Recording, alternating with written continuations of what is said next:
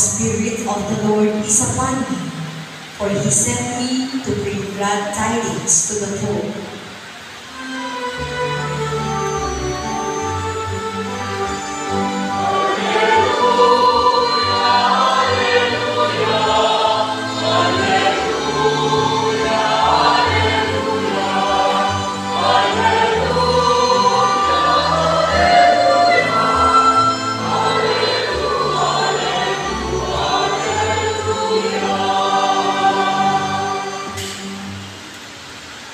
The Lord be with you. And with your spirit. A reading from the Holy Gospel according to St. Mark. Glory to you, O Lord.